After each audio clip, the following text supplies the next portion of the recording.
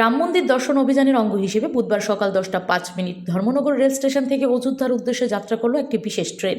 এই রাম মন্দির দর্শন অভিযানকে কেন্দ্র করে এদিন সকালে ধর্মনগর রেল স্টেশনে রাম ভক্তদের নিয়ে এক সভা অনুষ্ঠিত হয়।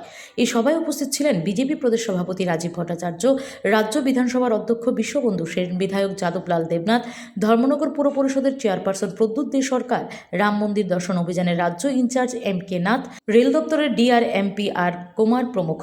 এদিন এই সভায় বক্তব্য রাখেন উপস্থিত অতিথিরা। এদিন ধর্মনগর রেল স্টেশন থেকে ধর্মনগর টু অযোধ্যা বিশেষ আস্থার ট্রেনের সূচনা করলেন প্রদেশ সভাপতি রাজীব ভট্টাচার্য। সঙ্গে ছিলেন উপস্থিত অতিথিরাও। এই ট্রেনটি মোট 1330 জন যাত্রী নিয়ে ধর্মনগর থেকে অযোধ্যার উদ্দেশ্যে রওনা হয়।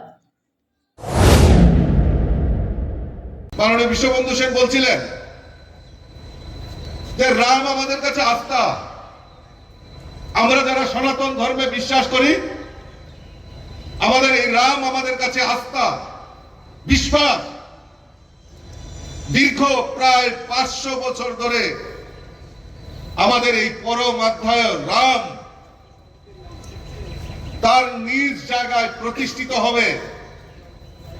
দীর্ঘ পথ অতিক্রান্ত করে আমাদের দেশের যশস্বী প্রধানমন্ত্রীর নেতৃত্বে গত 22শে জানুয়ারি আমাদের এই সনাতন ধর্মের প্রাণ পুরুষ ভগবান শ্রী রামের সেই প্রাণ প্রতিষ্ঠা সেখানে হয়েছে, যেটা আমরা সব ইমানের সঙ্গে আমরা গর্ব করে বলতে পারি।